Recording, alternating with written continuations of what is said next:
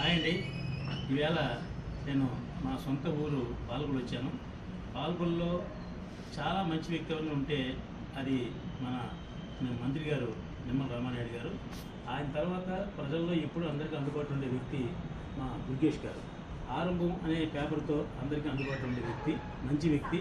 మా చిన్ననాటి నుంచి కూడా మాకు బాగా తెలిసిన వ్యక్తి మా దుర్గేష్ గారు.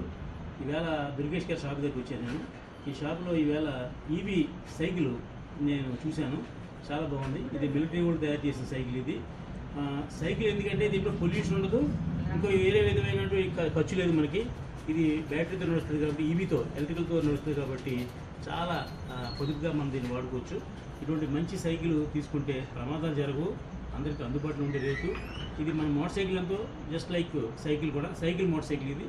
కాబట్టి ఇలాంటి వాటిని ఎంకరేజ్ చేద్దాం. మా దుర్గేష్ గారు ఫైనాన్స్ కూడా ఇప్పిస్తున్నారు ఈ సైకిల్స్ మీద వాటి మీదను. కాబట్టి దుర్గేష్ గారిని మనం సపోర్ట్ చేద్దాం.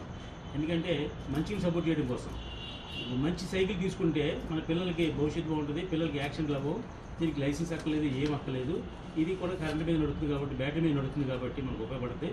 కాబట్టి ఇలాంటి మంచి సైకిల్ మనం వాడుకుంటే మన పిల్లలకి సెక్యూరిటీ ఉంటుంది.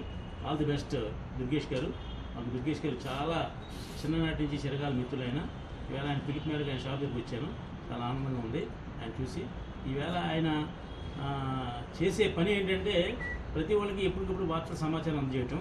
అందువల్ల ఒక ఐడియా జీవితాన్ని మారుతున్నట్లుగా ఈయన కనెక్టింగ్ పీపుల్ అందరినీ కూడా ఒక చోట సమావేశపరిచే మంచి వ్యక్తి మా తండ్రి దుర్గేష్ గారు.